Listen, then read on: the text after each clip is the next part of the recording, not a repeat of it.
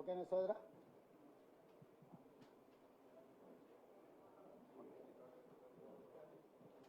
Media మిత్రులకు నమస్కారం.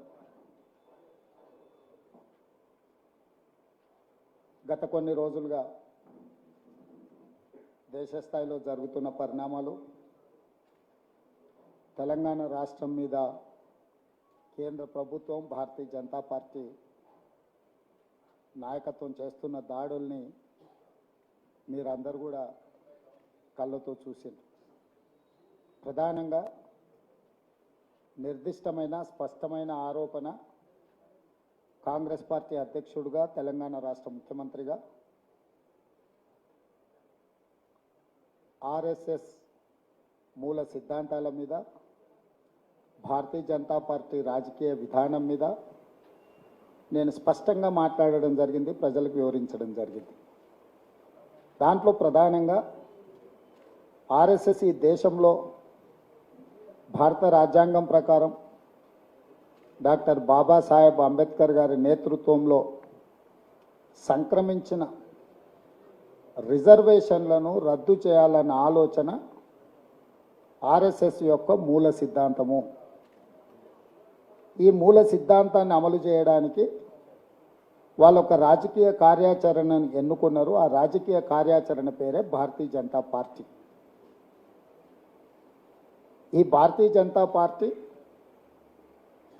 సమయము, సందర్భము, అవకాశం వచ్చిన ప్రతి సందర్భంలో ఏ విధంగానైనా రాజ్యాంగాన్ని మార్చి, రాజ్యాంగం ద్వారా సంక్రమించిన ఎస్సీ ఎస్టీ రిజర్వేషన్లను, ఆ తర్వాత ఇచ్చిన కులాల ప్రాతిపదికన ఇచ్చిన ఓబీసీ రిజర్వేషన్లను రద్దు చేయాలనేదే వాళ్ళ ఎజెండా. దీనికి సంబంధించి నేను ప్రస్తావించి నేను వివరాలతో కూడుకున్న ప్రెస్ మీట్లు పెట్టడం కానీ, బహిరంగంగా మాట్లాడడం కానీ జరిగింది. దీన్ని దేశ స్థాయిలో చర్చకు రావడం వల్ల భారతీయ జనతా పార్టీ కార్యాచరణ, ఆర్ఎస్ఎస్ యొక్క ఈ రిజర్వేషన్ల రద్దు సిద్ధాంతం మీద చర్చ జరగడంతో ఎన్నికల ప్రయోజనాలు దెబ్బ తగులుతుందేమో అని భారతీయ జనతా పార్టీ ఆ విషయాన్ని కప్పిపుచ్చుకోవడానికి, ఆ విషయం చర్చ జరగకుండా శాయశక్తుల ప్రయత్నం చేసింది. ఆ ప్రయత్నంలో భాగంగానే నా మీద ఢిల్లీలో మినిస్ట్రీ ఆఫ్ హోమ్ అఫేర్స్ స్వయంగా కేంద్ర హోంశాఖనే ఫిర్యాదు చేసి నా మీద అక్రమ కేసులు పెట్టి, ఆ అక్రమ కేసుల నోటీసు నాతో పాటు కాంగ్రెస్ పార్టీ సోషల్ మీడియా పనిచేసే వాళ్ళందరినీ 5-6 మందికి నోటీసులు ఇచ్చి గాంధీ భవన్కే వచ్చి ధైర్యంగా మాకు నోటీసులు ఇచ్చి ఈరోజు ఢిల్లీలో హాజరు కావాలని హుకుం జారీ చేసి,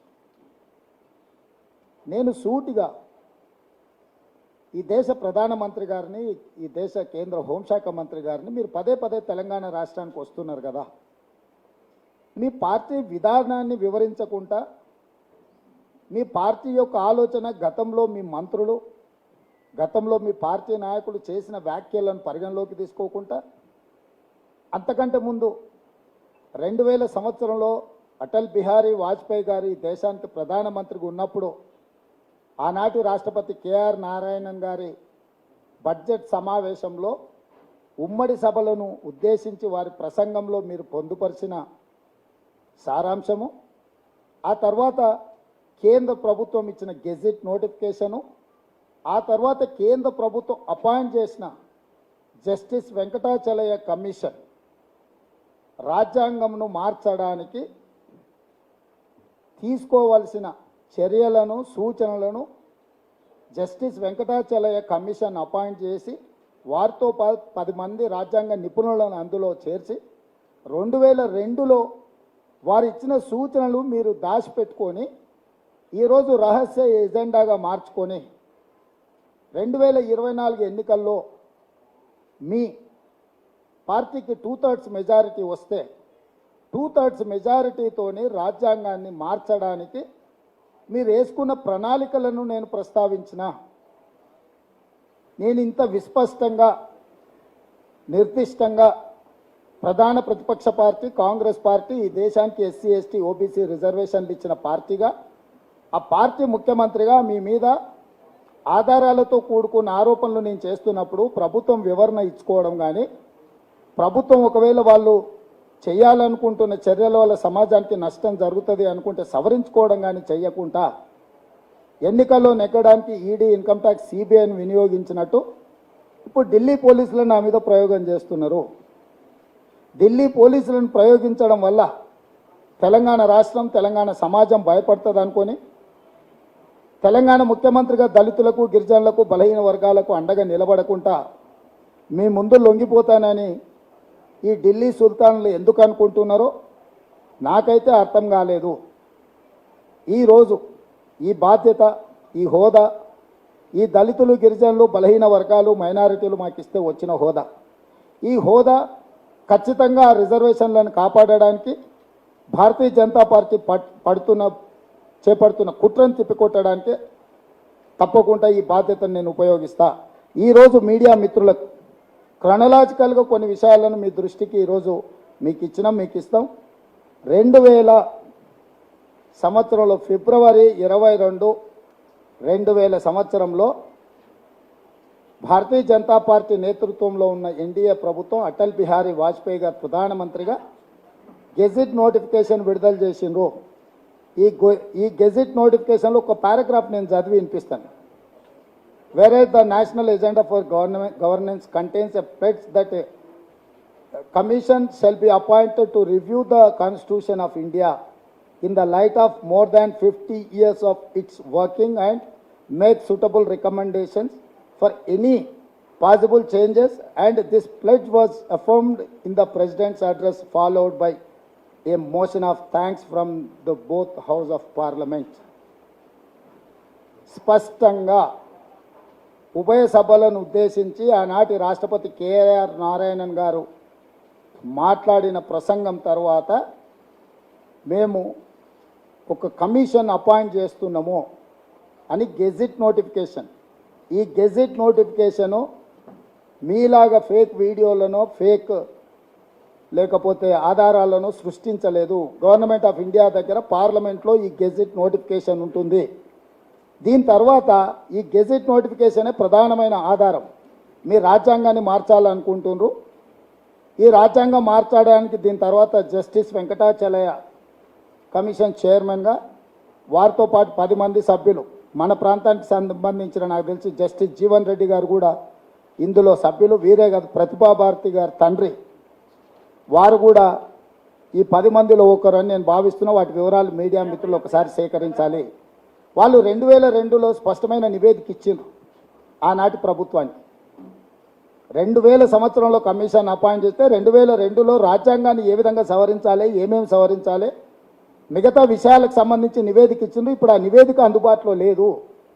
ఆ రోజు ఎందుకు రాజ్యాంగాన్ని సవరించలేదంటే 2004లో ఈ దేశ ప్రజలు షైనింగ్ ఇండియా అని ఎన్డీఏ ఎలక్షన్కి వెళ్తే ప్రజలు తిరస్కరించి యూపీఏ 1 శ్రీమతి సోనియా గాంధీ గారి నేతృత్వంలో కాంగ్రెస్ పార్టీని అధికారంలోకి తెచ్చిండ్రు. కాబట్టి ఆనాడు రాజ్యాంగాన్ని మార్చే ప్రమాదం మనకు తప్పింది. ఆ తర్వాత 1-2 ఆర్ఎస్ఎస్ మూలాలు ఉన్న ఆర్ఎస్ఎస్ బాధ్యులైన వాళ్ళు ఇచ్చిన స్టేట్మెంట్లు వాళ్ళు రాసిన పుస్తకాలలో విషయాలను కూడా నేను ఈరోజు ఇక్కడ చెప్పదలుచుకున్నాను. ఆర్ఎస్ 2వ సర్సంఘచాలక్ మాధవ్ సదాశివరావు గోల్వాల్కర్, వారు గోల్వాల్కర్గా పెద్దలు చాలామందికి పరిచయం సమాజానికంతా. 1960లో రచించిన 2 పుస్తకాల్లో దళితులకు సమానత్వం, హక్కులు లేని హిందూ రాష్ట్రమే మేలు అని రాశారు. అంటే దళితులకు సమానత్వం ఇస్తే హక్కు లేని దానికంటే హక్కులు లేని హిందూ రాష్ట్రమే మేలు. దురదృష్టవశాత్తు రాజ్యాంగం అందరికీ సమాన హక్కులు కల్పించిందని కూడా ఆయన పుస్తకంలో స్పష్టంగా రాశారు. అంటే గోల్వాల్కర్ గారే 1960లో వారు రాసుకొని దురదృష్టవశాత్తు ఈ దేశంలో దళితులకు మిగతా వాళ్లకు రిజర్వేషన్లు ఇవ్వడము ఇది దురదృష్టకరమని గోల్వాల్కర్ గారు వారు సొంతంగా రచించిన పుస్తకంలోనే ఉన్నది. 3వది ఆర్ఎస్ సిద్ధాంతకర్త ఎన్జి వైద్య 2015 ఆగస్టు 30 నాడు ఇండియా టుడేకు ఒక ఇంటర్వ్యూ ఇచ్చిండు. ఈయన ఆర్ఎస్ఎస్ ఫిలాసఫర్. ఏమన్నాడంటే there is no need for a caste based reservation now, no caste has remain backward, at the most continue reservation for SC, ST for only 10 years. After that, abolish completely. NG Vaidya, RSS philosopher, చాలా స్పష్టంగా 2015 అంటే ఎప్పుడు నరేంద్ర మోడీ గారు ప్రధానమంత్రిగా బాధ్యతలు చేపట్టిన సంవత్సరం తర్వాత ఎన్జీ వైద్య RSS ఐడియాలజీ, RSS ఫిలాసఫర్ అసలు రిజర్వేషన్లను రద్దు చేయాలి, అసలు ఏ కాస్ట్లు కూడా వెనుకబడలేవు, కాస్ట్ పరమైన రిజర్వేషన్లను రద్దు చేయాలి, SC, ST రిజర్వేషన్లు కూడా ఇంకొక 10 సంవత్సరాలు కొనసాగించి వాటిని కూడా రద్దు చేయమన్నారు. వారు ఎప్పుడు చెప్పిండ్రు? 2015లో చెప్పిండ్రు. ఇప్పుడు 2025 వస్తుంది కాబట్టి దాన్ని దృష్టిలో పెట్టుకొని ఇప్పుడు రిజర్వేషన్లు తీసేయాలనేది వాళ్ళ ఉద్దేశము. దీనికి సంబంధించి క్లియర్గా SC, ST రిజర్వేషన్లు ఒక భాగం అయితే 1978లో ఆనాటి రాష్ట్రపతి బిపి మండల్ నేతృత్వంలో ఒక కమిషన్ అపాయింట్ చేశారు. ఈ దేశంలో ఉన్న వేలాది బలహీన వర్గాల కులాలను అంచనా చేసి వాళ్ళ స్థితిగతులను పరిశీలించి పూర్తి స్థాయిలో గ్రౌండ్ నుంచి రిపోర్ట్ తయారు చేసుకొని ఒక నివేదిక ఇవ్వండి వాళ్ళ రిజర్వేషన్ల విషయంలో, వాళ్ళ ఆర్థికపరమైన అంశాల మీద. బిపి మండల్ ఇచ్చిన కమిషన్ నివేదికను 1990లో విపి సింగ్ మండల్ కమిషన్ పేరు మీద 52% బీసీ జనాభా ఉన్నది, వాళ్ళకి 27% రిజర్వేషన్లు రికమెండ్ చేస్తున్నామని వారు ఇచ్చిండ్రు. ఆ రికమెండేషన్ని విపి సింగ్ గారు అమలు చేసినప్పుడు దేశం మొత్తం మండల్ కమిషన్కు వ్యతిరేకంగా భారతీయ జనతా పార్టీ కమండల్ పేరు మీద ఎల్కే అద్వానీ గారు రథయాత్ర చేపట్టి దేశం మొత్తాన్ని ఈ మండల్ కమిషన్ వర్సెస్ అంటే యాంటీ రిజర్వేషన్ మూవ్మెంట్ దేశంలో పెద్ద ఎత్తున ఉధృతంగా భారతీయ జనతా పార్టీకి సంబంధించిన RSSకు సంబంధించిన శ్రేణులు దేశం మొత్తంలో ఒక పెద్ద ఉద్యమాన్ని తీసుకొచ్చారు. మన ప్రాంతంలో 1990 తర్వాత ఈ రాష్ట్రంలో, ఆనాటి ఉమ్మడి రాష్ట్రంలో కూడా యాంటీ రిజర్వేషన్ మూవ్మెంట్ ఎంత ఉధృతంగా జరిగిందో, పిల్లలు కాల్చుకొని చచ్చిపోయినో మీరు అందరు చూసిండ్రు. అదే సమయంలో కోర్టుకు కూడా వెళ్ళారు. 9 మంది జడ్జిలు ఉండే ధర్మాసనం రిజర్వేషన్లు న్యాయసమ్మతమే, రిజర్వేషన్లను కొనసాగించాల్సిందే, ఇంతకంటే పెంచాలనుకున్నప్పుడు బలహీన వర్గాల యొక్క జనాభా లెక్కించి జనాభాను ప్రాతిపదికన మీరు రిజర్వేషన్లు పెంచాలి అని అప్పర్ లిమిట్ 50%కు క్యాప్ పెట్టారు. అంటే అప్పటికి 15% ఎస్సీలకు, 7.5% ఎస్టీలకు, 22.5% వీళ్ళకి రిజర్వేషన్లు ఉన్నాయి. ఇంకొక 27% బీసీలకు ఇస్తే 49.5% అయింది. 50% మించకుండా రిజర్వేషన్లను అమలు చేయండి. ఒకవేళ 50% అనే పరిమితిని తొలగించాలంటే ఈ దేశంలో బీసీల జనాభాను మొత్తం లెక్కించి ఆ జనాభాను మొత్తం గుర్తించిన తర్వాత మీరు 50% పరిధి దాటే నిబంధనను అప్పుడు మాత్రమే తొలగించడానికి అవకాశం ఉంటుందని Indira Sawhney versus Union of India కేసులో స్పష్టంగా చెప్పింది. భారత్ జోడో యాత్ర సందర్భంగా రాహుల్ గాంధీ గారు కన్యాకుమారి నుంచి కాశ్మీర్ వరకు పాదయాత్ర చేసినప్పుడు ఈ దేశంలో ఉన్న మూలవాసులైన దళితులు కావచ్చు, గిరిజనులు కావచ్చు, బలహీన వర్గాలు కావచ్చు, రాహుల్ గాంధీ గారిని పదే కలిసి మీరు రాజ్యాంగబద్ధంగా SC, STలకు రిజర్వేషన్లు ఇచ్చిండ్రు, మాకు కూడా రాజ్యాంగ భద్రత కల్పించి మా రిజర్వేషన్ల శాతాన్ని కూడా పెంచాలి అని రాహుల్ గాంధీ గారికి వినతి పత్రాలు ఇవ్వడము, రాహుల్ గాంధీ గారు ఆ వాదనతో ఏకీభవించడం, రాహుల్ గాంధీ గారు కాంగ్రెస్ పార్టీ విధానంలో ఎక్కడ అధికారంలో వచ్చినా కాంగ్రెస్ పార్టీ రాష్ట్రాలలో కానీ అదేవిధంగా కేంద్రంలో అధికారం వస్తే ఈ దేశంలో ఉండే బలహీన వర్గాల జనాభాను మొత్తం లెక్కించి 50% అనే నిబంధనను తొలగించి వాళ్ళ రిజర్వేషన్లు పెంచుతామని కాంగ్రెస్ పార్టీ విస్పష్టమైన విధానాన్ని తీసుకున్నది. ఆ విధానంలో భాగంగానే మా ప్రభుత్వం వచ్చిన ఎంబడే మంత్రివర్గంలో ఆమోదింపజేసుకొని శాసనసభలో చర్చ చేసి బీసీ జనాభాను లెక్కించడానికి అపాయింట్ చేసుకుంటా గవర్నమెంట్ నిధులు కూడా మేము ఇవ్వడం జరిగింది. ఇది మా విధానం. ఎంబడే భారతీయ జనతా పార్టీ అప్రమత్తమై మేము తొలగించాలనుకుంటున్న రిజర్వేషన్లను ఇంకా పెంచి కొనసాగించాలనుకుంటుంది కాంగ్రెస్ పార్టీ అనే ఆలోచనతోని ఈ ఎన్నికల్లో అప్కీ బార్ 400 పార్ అని ఒక స్లోగన్ తీసుకొని వచ్చారు. ఎందుకు ఈ 400 అనేది ఇక్కడ కీలకం. ఇదే నేను దేశ ప్రజలకు వివరించడానికి ప్రయత్నం చేస్తున్నా. రాజ్యాంగంలో రిజర్వేషన్లు మౌలిక మూల సూత్రాలను రాజ్యాంగంలో సవరించాలంటే 2/3 మెజార్టీ లోక్సభలో కావాలి. అదేవిధంగా 50% పైగా రాష్ట్రాలు శాసనసభలో కూడా దీన్ని ఆమోదించాలి. అందుకే ఈరోజు 400 సీట్లు వస్తే 2/3 మెజార్టీతోని అక్కడ చట్టం చేసి వివిధ రాష్ట్రాలలో 8 రాష్ట్ర ప్రభుత్వాలు కాంగ్రెస్ పార్టీ ఎన్నికైనా ప్రతిపక్షాలు ఎన్నికైనా వాడిని పడగొట్టి వివిధ రాష్ట్రాలలో బీజేపీ సొంత ప్రభుత్వాలను ఏర్పాటు చేసుకున్నది. ఈ రిజర్వేషన్లను రద్దు చేయాలంటే లోక్సభలో 2/3 మెజారిటీ కోసం ఈ ఎన్నికల్లో అన్ని దుర్మార్గాలకు పాల్పడుతూ అన్ని రకాలుగా ఒత్తిడి చేసి లొంగ తీసుకొని పార్టీలను చీల్చి చివరికి అసహించుకునే పరిస్థితిలో ఎన్సీపీని చీల్చి అజిత్ పవార్ను శివసేనని చీల్చి ఏక్నాథ్ సిండేలను ప్రతి రాష్ట్రంలో కర్ణాటకలో పార్టీలను చీల్చడం ఇట్లా 8 రాష్ట్రాలల్లో ప్రతిపక్ష ప్రభుత్వాలు ఉన్న వాటిని పడగొట్టి భారతీయ జనతా పార్టీ తమ ప్రభుత్వాలను ఏర్పాటు చేసుకుంది. వాళ్ళ లక్ష్యం ఒక్కటే, 1925లో మొదలైన రాష్ట్రీయ స్వయం సేవక్ సంఘ్ 100 సంవత్సరాలలో వాళ్ళకు కొన్ని గోల్స్ పెట్టుకొని బయలుదేరింది. ఒకటి, దేశాన్ని హిందూ దేశంగా ప్రకటించాలని, 2 రిజర్వేషన్లను తొలగించాలని. ఇట్లాంటి చాలా ప్రాధాన్యతతో కూడుకున్న అంశాలు ఉన్నాయి. మిగతా 370 ఆర్టికల్ కానీ, ట్రిపుల్ తలాక్ కానీ, సిటిజన్ అమెండ్మెంట్ యాక్ట్ కానీ, యూనిఫామ్ సివిల్ కోడ్ కానీ, ఇవన్నీ ఆర్ఎస్ఎస్ యొక్క విధానాలు.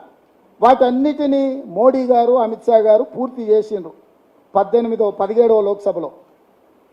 ఇప్పుడు 18వ లోక్సభలో 2025 రాబోతుంది కాబట్టి రిజర్వేషన్లను రద్దు చేయడానికి ప్రణాళికబద్ధంగా పకడ్బందీగా ఈరోజు వాళ్ళు ఈ కార్యక్రమాన్ని చేపట్టినరు. ఈ విషయాలను నేను ప్రస్తావించిన ఎంబడే నా మీద కేసు పెట్టి ఎవరో సోషల్ మీడియాలో పోస్టింగ్ పెడితే ఒక రాష్ట్ర ముఖ్యమంత్రిని బాధ్యుని చేసి, ఫిర్యాదుదారులు ఎవరు? భారతీయ జనతా పార్టీకి ఢిల్లీలో శాఖ ఉంది, తెలంగాణలో శాఖ ఉంది, భారతదేశం అంతుంది, ఇతర దేశాలలో కూడా వాళ్ళకి సభ్యులు ఉన్నారంటారు. వాళ్ళు ఎవరు చేయలే. నా మీద ఫిర్యాదు చేసి నేమేచ్చే minister of home office, government of India ఒక పార్టీ నాయకుడి మీద, ఒక ముఖ్యమంత్రి మీద ఫిర్యాదు చేసి నాన్ అవైలబుల్ సెక్షన్స్ పెట్టి ఆగమేఘాల మీద దేశ భద్రతకి ఏదో ముప్పు వచ్చినట్టు, దేశ స్వతంత్రమే కోల్పోతున్నట్టు ఇప్పటికిప్పుడు వచ్చి నువ్వు రావాలని, ఇవాళ మా తరఫున మాకు సంబంధమే లేదని పోలీస్ స్టేషన్లో మా అడ్వకేట్ చేయడానికి పోతే, మా మహిళా అడ్వకేట్ పోతే హార్ష్గా బిహేవ్ చేశారు పోలీస్ స్టేషన్లో. అంటే మేల్ ఆఫీసర్ అబ్యూజ్ చేసిండు మా అడ్వకేట్లను. అంటే ఢిల్లీ పోలీసుని ఎందుకు ఎన్నుకున్నారంటే, ఢిల్లీ పోలీసులు కేంద్ర హోంశాఖ కింద పనిచేస్తారు.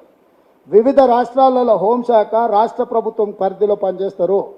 ఢిల్లీ పోలీసు మాత్రమే కేంద్ర హోంశాఖ పరిధిలో పనిచేస్తారు. ఎన్సిటి నేషనల్ క్యాపిటల్ టెరిటరీ కాబట్టి అక్కడ అర్బన్ డెవలప్మెంట్ మినిస్ట్రీ అండ్ హోంశాఖ, కేంద్ర హోంశాఖ కేంద్ర అర్బన్ డెవలప్మెంట్ మినిస్టర్ కింద ఉంటాయి ఈ 2 శాఖలు. అంటే రాష్ట్ర ప్రభుత్వానికి సంబంధం ఉండదు. అందుకోసమని కేంద్ర ప్రభుత్వంలో పనిచేసే పోలీసు యంత్రాంగం ఢిల్లీ పోలీసులు అమిత్ షా గారి నియంత్రణలో పనిచేసి అక్కడ హోంగార్డును ట్రాన్స్ఫర్ చేయాలన్నా అమిత్ షా గారే చేయాలి. ఇవాళ ఆ పోలీసులను ప్రయోగించి నా మీద ఒత్తిడి తీసుకొచ్చి ఎన్నికల ప్రచారం చేయకుండా అడ్డుకోవాలనే కుట్ర జరుగుతుంది. ఇదే కాకుండా ఇంకొన్ని ఆధారాలను నేను మీ ముందు పెట్టదలుచుకున్నాను. కేంద్ర మంత్రి అనంత్ కుమార్ హెగ్డే మోడీ మంత్రివర్గంలో cabinet minister, union cabinet minister. ఎప్పుడైనా 2017లో ఆయన ఇచ్చిన స్టేట్మెంట్ ఏంది? రాజ్యాంగంపై నాకు గౌరవం ఉంది, అయితే రానున్న రోజుల్లో అది మారనుంది, మేము ఇక్కడ ఉన్నది అందుకోసమే వచ్చామంటూ కేంద్ర మంత్రి అనంత్ కుమార్ హెగ్డే. అంటే మేము వచ్చిందే రాజ్యాంగాన్ని మార్చడానికి, మేము ఇక్కడ ఉన్నదే రాజ్యాంగం మార్చుతాం, తొందరలోనే రాజ్యాంగం మారుస్తామని, రాజ్యాంగాన్ని మార్చడానికే వచ్చామని అనంత్ కుమార్ హెగ్డే నరేంద్ర మోడీ గారి మంత్రివర్గంలో ఉన్న మంత్రి 2017లో స్టేట్మెంట్ ఇచ్చిండు. వీరే కాదు,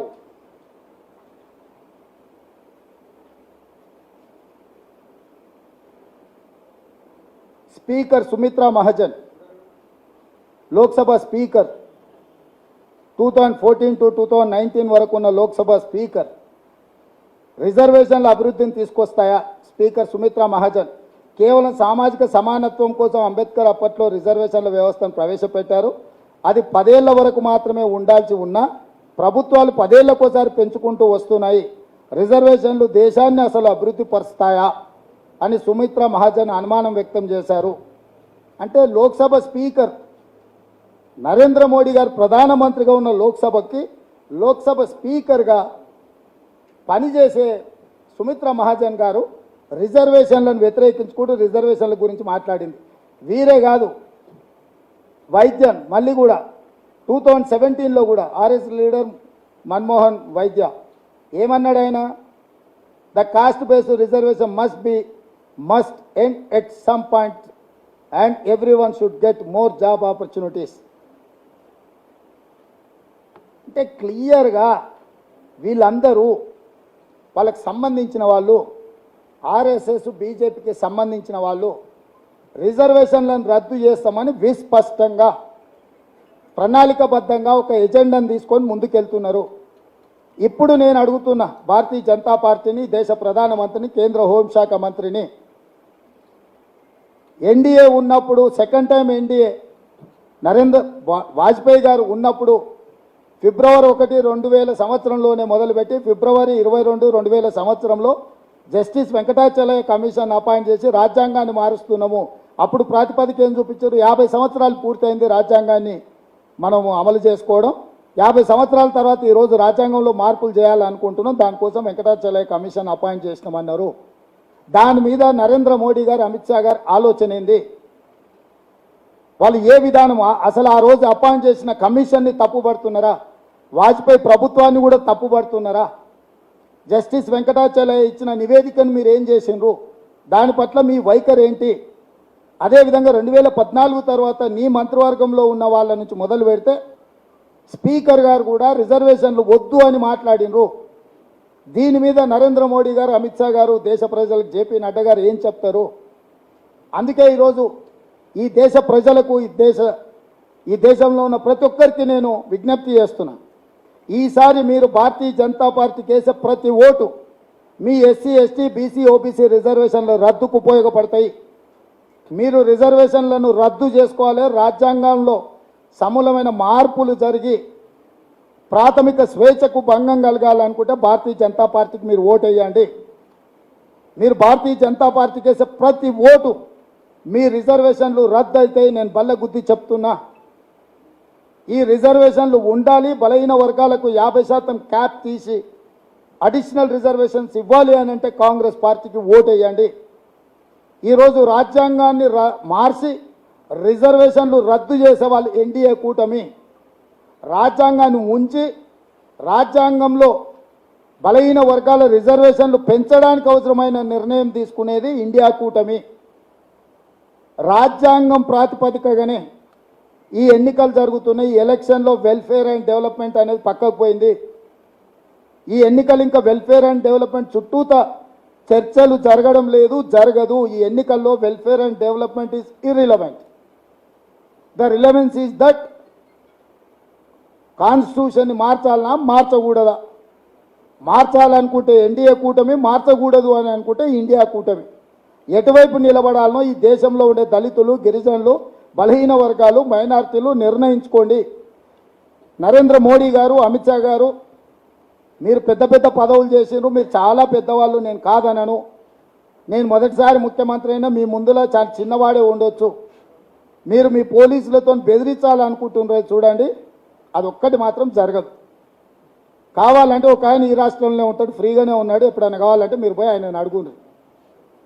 ఇట్లా పోలీసు కేసులతోని, చెర్లపల్లి, చెంచల్గూడ జైళ్లతోని భయపట్టించుకొని రాజకీయం చేయాలనుకుంటే తెలంగాణ రాష్ట్రంలో జరిగిన పరిణామాలు, మేము చేసిన పోరాటం ఏందో మీకు తెలుస్తుంది. ఎందుకంటే చీకట్లు ఎట్లాగో మీతోనే మాట్లాడుతుంటాడు కాబట్టి ఒకసారి ఆయనను అడగండి. దయచేసి ఇలాంటి ప్రయత్నాలు మానుకోండి.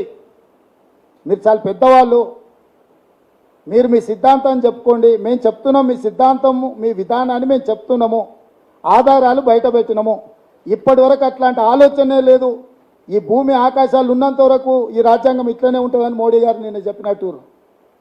మరి మీ అభిమాన నాయకుడు అటల్ బిహారీ వాజ్పేయి గారు ప్రధానమంత్రిగా తీసుకున్న నిర్ణయాలు ఈరోజు గెజిట్ నోటిఫికేషన్స్ను, జస్టిస్ వెంకటాచలయ కమిషన్ వివరాలను ఈరోజు ప్రపంచాన్ని ముందు నేను చర్చకు పెడుతున్నా. దీని మీద పూర్తి స్థాయిలో మీడియా వాళ్ళు కూడా చర్చకు తీసుకోవాలి. ఇది దేశం యొక్క ప్రజాస్వామిక మనుగడకే ప్రమాదము. ఈ ప్రమాదం నుంచి బయటపడేసే బాధ్యత ఫోర్త్ ఎస్టేట్ కూడా ఉన్నది. ఇది నా ఒక్కడి కోసమో నా పార్టీ కోసమో చేస్తున్న వాదన కాదు. ఈ దేశంలో ఉన్న 144 కోట్ల ప్రజల కోసం కాంగ్రెస్ పార్టీ పడుతున్న తాపత్రయము. దీన్ని దృష్టిలో పెట్టుకొని మీరు ఈ విషయం మీద చర్చ చేయాలన్నా చేయకూడదా మీరు నిర్ణయించుకోండి.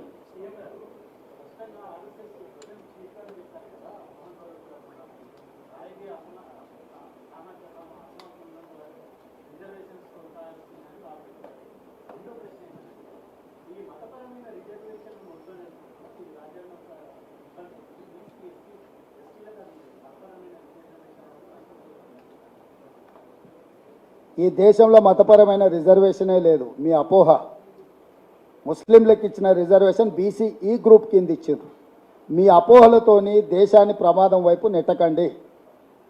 ఏబిసిడిఈ డి వరకు ఈ వరకు రిజర్వేషన్లు ఉన్నాయి. బీసీ ఈ గ్రూప్లో వాళ్ళకి రిజర్వేషన్లు ఇచ్చారు. ఈ రిజర్వేషన్ల కంటే చాలా ముందే దూదేకులకు వాళ్ళందరికీ కూడా రిజర్వేషన్లు ఉన్నాయి. ఒకవేళ కావాలంటే మీరు ఎవరికైనా అవగాహన లేకపోతే దానికి అవగాహన ఉన్న రాజ్యాంగం పట్ల కొంత అవగాహన ఉన్న న్యాయ నిపుణులతో మీరు సంప్రదించండి. ప్రజల్ని తప్పుదోవ పట్టించి ఎమోషన్స్తోని ఆడుకోవాలని చూస్తున్నారు. ఇంత మాట్లాడే వీళ్ళు గోవధకు వ్యతిరేకమైన వాళ్ళు. లూలు బ్రదర్స్ అని కేరళ ముస్లిం ఇన్వెస్టర్, ఆయనకు గుజరాత్లో అండ్ ఉత్తరప్రదేశ్లో ఆయన స్లాటర్ హౌస్లు ఉన్నాయి. వీళ్ళే పర్మిషన్ ఇచ్చిండ్రు. సో వీళ్ళు చెప్పేదానికి చేసేదానికి ఇలాంటి పొంతన లేకుండా వ్యవహరిస్తున్నారు.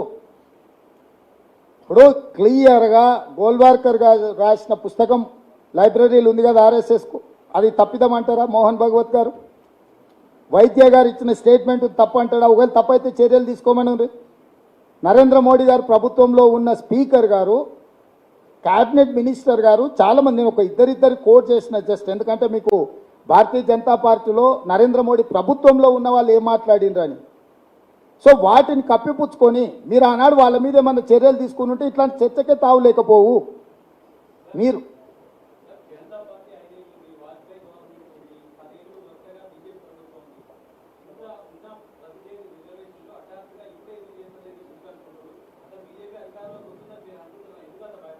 నేను భయపడట్లేదు, సమాజాన్ని వాళ్ళు భయపెడుతున్నారు. 400 సీట్లు ఎప్పుడైతే అడుగుతుండ్రో నేను అందుకే చెప్పిన, రాజ్యాంగం యొక్క పరిమితులు చెప్పిన 2/3 మెజారిటీ ఉంటే తప్ప ఈ కాన్స్టిట్యూషన్లో ఈ అమెండ్మెంట్ చేయలేరు.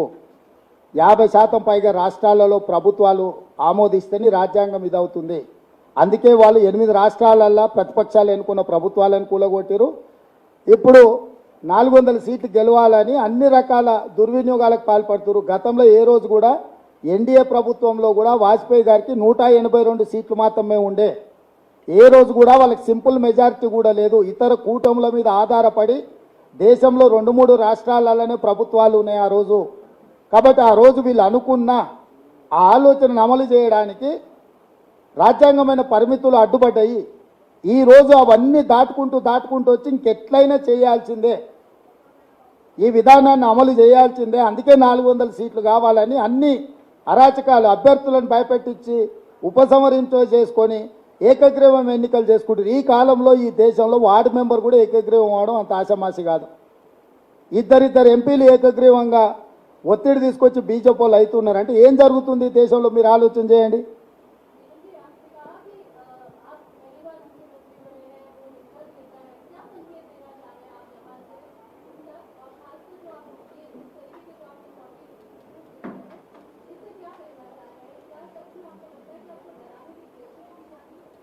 मैं साफ साफ ये कहना चाहता हूँ, इस देश का प्रधानमंत्री गृह मंत्री बहुत बड़ा जिम्मेदारी आदमी है, देश को चलाने वाले नेता लोग हैं.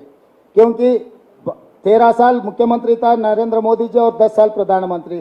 गृह मंत्री भी बहुत सारे सालों से राजनीति में है.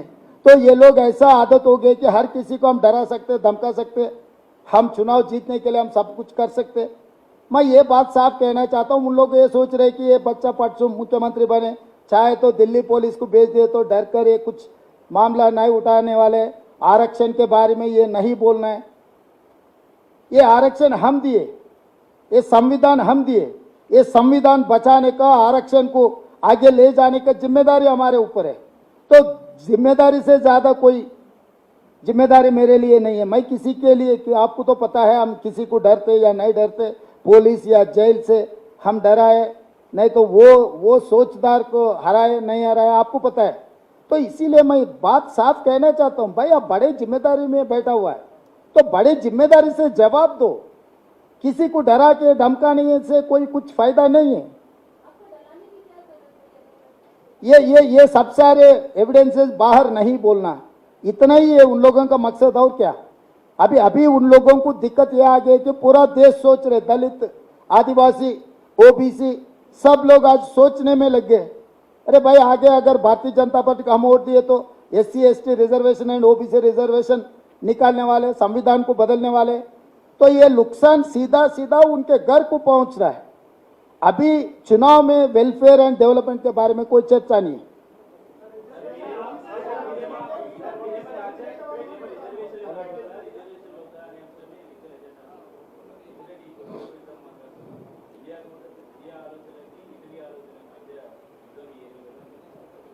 ఇప్పుడు పాపం కిషన్ రెడ్డి ఏం మాట్లాడాలనో ఏం చెప్పాలనో తెలియక బాధపడుతున్నాడు. నేను ఆ రోజే చెప్పిన, ఈస్ట్ ఇండియా కంపెనీ మొట్టమొదట సూరత్కు వచ్చింది, సముద్రం పక్కన సంసారం మొదలుపెట్టి దేశాన్ని ఆక్రమించుకున్నది. ఈరోజు అదాని ప్రధాని ఇద్దరు సూరత్ నుంచే బయలుదేరిండ్రు ఈ దేశాన్ని తమ కబంధ హస్తాలలో పెట్టుకొని పాలించాలని.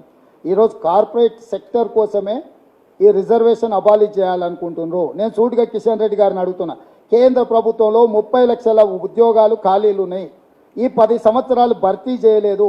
ఒకవేళ ఈ 30 లక్షల కేంద్ర ప్రభుత్వ ఖాళీలను భర్తీ చేసినుంటే ఇందులో 15 లక్షలు స్ట్రైట్గా జనరల్ మెరిట్ వచ్చే వాళ్ళని వదిలేస్తే 15 లక్షలు SC ST OBC వెల్ ఎడ్యుకేటెడ్కి ఉద్యోగాలు వచ్చి ఉండేటివి. అంటే తద్వారా మీరు ఆ రిజర్వేషన్లను అట్లా అన్యాయం చేసిండ్రు.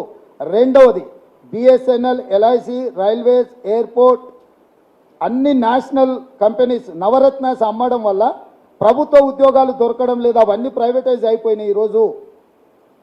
సో ప్రభుత్వ రంగ సంస్థల్ని ఏర్పాటు చేసి 60 లక్షల కోట్ల రూపాయల మొత్తం ఆస్తులను సృష్టించి అందులో రిజర్వేషన్లు అమలు చేసి ఉద్యోగ నియామకాలు కాంగ్రెస్ పార్టీ చేపట్టింది. ఇవాళ వాటన్నిటిని అమ్మడం ద్వారా ఈ దేశంలో ఉండే SC ST OBCలకే ఎక్కువ నష్టము. అవన్నీ కార్పొరేట్ కంపెనీల చేతులకు వెళ్ళిపోయిన తర్వాత వాళ్ళు ఫస్ట్ కార్పొరేట్ కంపెనీకి ఒక సంస్థ పోయిందంటే ఫస్ట్ రిజర్వేషన్లను తీసేస్తారు.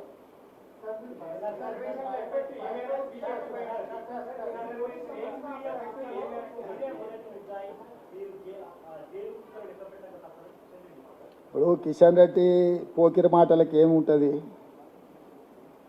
ముఖ్యమంత్రి ఎవడైనా ఫేక్ వీడియోలు తయారు చేస్తాడా, బుర్రునే మాట్లాడుతుర్రా ఎవరైనా?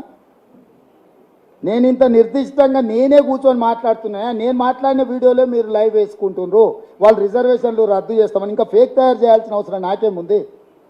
ఏమన్నా అంటే కొంచెం కామన్ సెన్స్ లాజిక్ అప్లై చేయండి. నేను ఓపెన్గా ప్రెస్ మీట్ పెట్టి బహిరంగ సభలల్లో భారతీయ జనతా పార్టీ RS రిజర్వేషన్లు రద్దు చేస్తుందని నేను చెప్తున్నాను, ఇంకా మళ్ళీ ఫేక్ వీడియో ఎందుకే?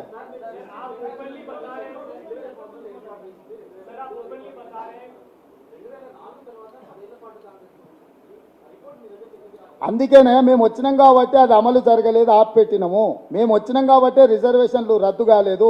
2004లో నిజంగానే బీజేపీ గవర్నమెంట్ మళ్ళీ వచ్చినుంటే ఇవన్నీ వ్యవహారాలు చేసేటోళ్ళు.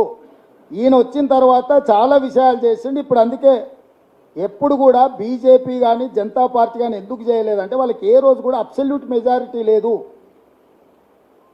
కూటమిల కుంపటిలో వాళ్ళకి చేయడానికి అవకాశం రాలే. ఈరోజు 400 సీట్లు వస్తే చేసేద్దామని 8 రాష్ట్రాలలో రాష్ట్ర ప్రభుత్వాలను కూల్చేసి వాళ్ళ ప్రభుత్వాలను ఏర్పాటు చేసుకున్నారు.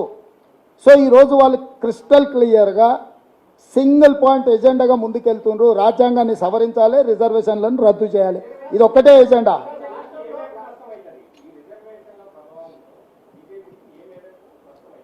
అది మీరు చెప్పాలి, నాకైతే తెలుస్తుంది. ప్రజలకు నష్టం అవుతుంది, దళితులకు, గిరిజనులకు, బలహీన వర్గాలకు 100% నష్టం అవుతుంది.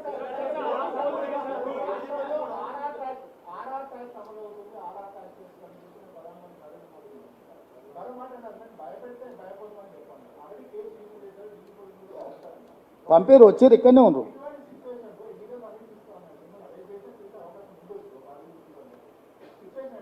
ఎట్లుంటుందో ఎదుర్కొంటా. నేను అదే చెప్పిన, ఒక ఆయనకు అనుభవం ఉంది, 10 ఏళ్ళు గట్లనే చూసింది కదా, ఆయన అడుగురు అని చెప్తాను, ఆయన కన్సల్టెంట్గా పెట్టుకోండి అని సజెషన్ చేస్తున్న వాళ్ళకు. ఇట్లనే బెదిరిస్తే ఏమైతే చివరికి ప్రజలు ఏం తీర్పిస్తారు? తెలంగాణ ప్రజలు. ఇది నా మీద దాడి కాదు, తెలంగాణ ప్రజల మీద దాడి, దళితులు గిరిజనుల మీద దాడి. నేనేం నా సొంత ఎజెండా లేదు, నా సొంత మేనిఫెస్టో లేదు.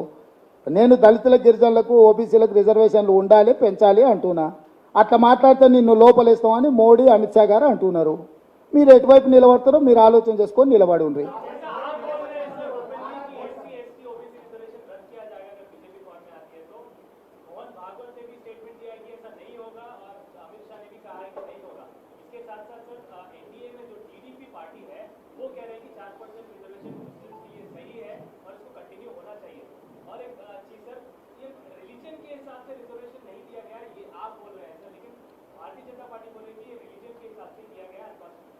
वो झूठ बोलने में यूनिवर्सिटी लगा है। वो यूनिवर्सिटी में जो जो विद्यार्थी पास होकर डॉक्टरेट लेकर निकलते, उसमें वाइस चांसलर है नरेंद्र मोदी जी, रजिस्ट्रार है अमित शाह भाई, और बाकी के लोग लेक्चरर्स है, कुछ स्टूडेंट्स है।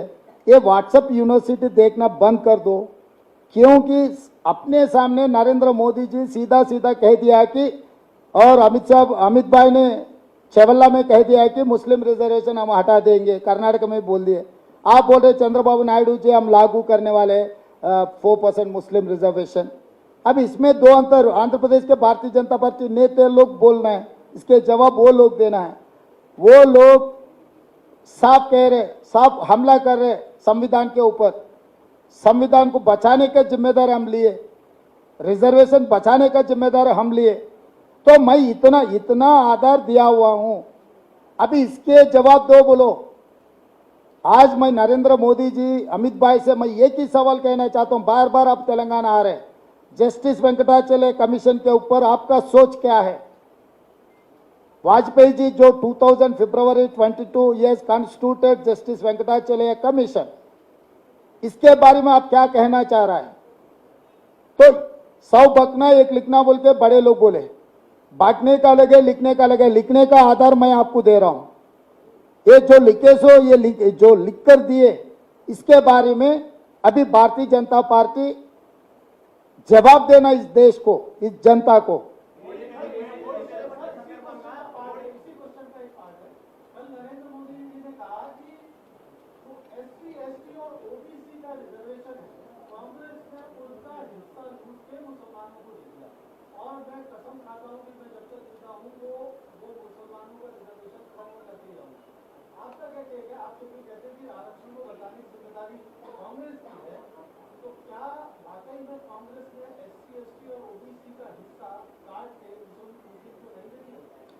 संजय जी इतना झूठ है, 10 साल पहले हम लोग रिजर्वेशन दिया हुआ है, किसी का काट के किसी को दिया हम लोग?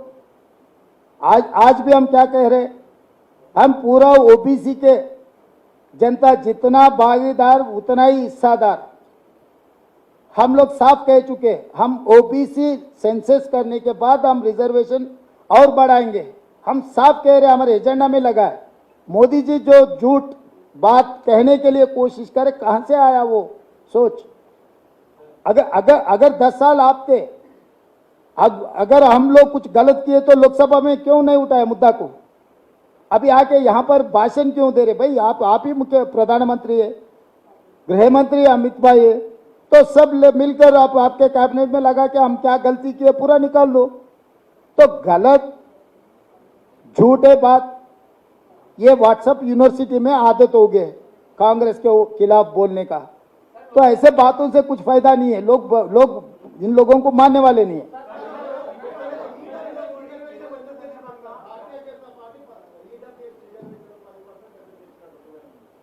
వాళ్ళు ఏ ఎలక్షన్కు ఆ ఎలక్షన్కు ఏ ఆలోచన కావాలనో ఆలోచన చేస్తారు. అప్పటికాటికి తాత్కాలికమైన లబ్ధి కోసం రాజకీయ ఫిరాయింపులు తప్పని ఒకరోజు మాట్లాడినరు.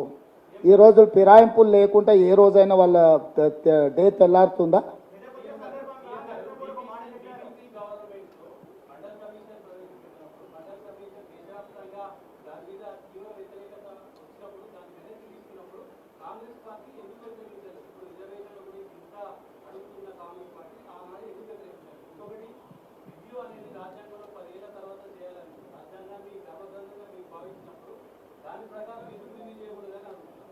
ఇప్పుడు నేను బీజేపీ వాళ్ళు ఏం అడుగుతున్నారని కాదు, రిజర్వేషన్ ఎందుకు రద్దు చేయాలంటారో దానికి సమాధానం చెప్పమంటున్నారు. వాళ్ళ అధికారంలో వాళ్ళు మమ్మల్ని అడిగేది ఏంది?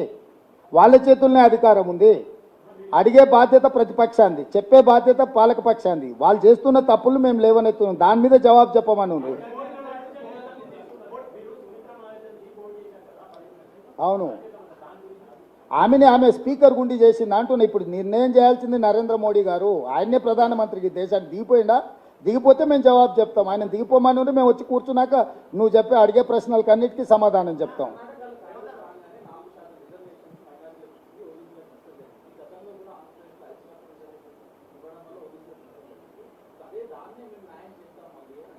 తప్పు అని నేను చెప్తున్నా. వారు మాట్లాడుతున్న తప్పుడు ప్రచారము. ఎవరిది తగ్గించి ఇవ్వలేదు, వాళ్ళకి అదనంగా ఇచ్చిండ్రు. వాళ్ళని కూడా బీసీ ఈ గ్రూప్లో చేర్చిండ్రు. అది మత ప్రాతిపదికన ఇచ్చిన రిజర్వేషన్ కాదు, వాళ్ళ ఇంటర్ప్రిటేషన్ అట్లున్నది. వాళ్ళు దాన్ని వాళ్ళకి కావలసినట్టు అనుకూలంగా మార్చుకొని మాట్లాడుతున్నారు. జనాభాను లెక్కగట్టి జనాభా ప్రాతిపదికన మేము రిజర్వేషన్లు పెంచుతామని చెప్తున్నాము. మేము అందుకే బీసీ జనాభాను లెక్కించమని ఆదేశాలు ఇచ్చినాము. బీహార్లో మేము లెక్క పెట్టినాము, రాజస్థాన్లో మేము లెక్క పెట్టినాము, తెలంగాణలో మేము ఆదేశాలు ఇచ్చినాము. ఎక్కడెక్కడ రాష్ట్ర ప్రభుత్వాలు మా ఉన్నాయో అన్ని దగ్గరలో మేము ఆదేశాలు ఇస్తున్నాము. కేంద్రంలో అధికారంకి వచ్చిన తర్వాత ఈ రిజర్వేషన్లు పెంచేది కూడా మేము అమలు చేస్తాము.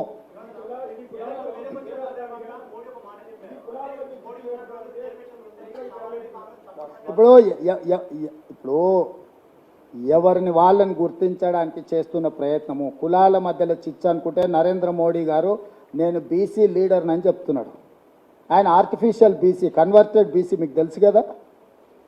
నరేంద్ర మోడీ గారు ముఖ్యమంత్రి కాకముందు వాళ్ళు ఫార్వర్డ్ కాస్ట్, ఆయన ముఖ్యమంత్రి అయిన తర్వాత ఆయన సామాజిక వర్గాన్ని తీసుకొచ్చి బీసీలో కలిపిండు. నరేంద్ర మోడీ గారు కన్వర్టెడ్ బీసీ, కాబట్టి ఆయనకు బీసీల పట్ల ప్రేమ లేదు. ఈ కన్వర్షన్స్తో కొన్ని సమస్యలు ఉన్నాయి, కాబట్టి ఆయనకు అవసరమైనప్పుడు ఆ కార్డు తీస్తాడు. मैं सबसे बड़ा बीसी नेता हूं, मैं बीसी है ना, इसीलिए कांग्रेस पार्टी मेरे को సతారే, ఇట్లాంటి స్టేట్మెంట్లన్నీ ఆయన ఇస్తుంటాడు. ఆయన మీరు ఇన్ని అడుగుతారు, నేను ఒకటే ప్రశ్న లాస్ట్కి చెప్పి, ఆయన ప్రధానమంత్రి అయిన తర్వాత 2019 ఎలక్షన్ల ముందర మన్మోహన్ సింగ్ పాకిస్తాన్తో కలిసి నన్ను హత్య చేయడానికి కుట్ర చేసి నన్ను స్టేట్మెంట్ ఇచ్చిండా? 5 సంవత్సరాలు ఈ దేశానికి ప్రధానమంత్రిగా ఉన్న వ్యక్తి 10 సంవత్సరాలు ప్రధానమంత్రిగా పనిచేసిన మన్మోహన్ సింగ్ గారి మీద పాకిస్తాన్తో కలిసి నరేంద్ర మోడీ గారిని హత్య చేయడానికి కుట్ర చేసిండు, సుపారీ ఇచ్చిండని ఆరోపణ చేసిండు. ఇంతకంటే పచ్చి అబద్ధం ఈ భూ ప్రపంచం మీద ఏమన్నా ఉంటుందా? అయినా మీరు ఇంకా నరేంద్ర మోడీ గారు చెప్పేటివన్నీ మొత్తం ఏమంటారు, ఇంకా అంతకంటే సత్యహరిచంద్రుడే లేడన్నట్టుగా మీరు మాట్లాడడము, దీన్ని బట్టి మీరు కూడా అర్థం చేసుకోండి. ధన్యవాదాలు.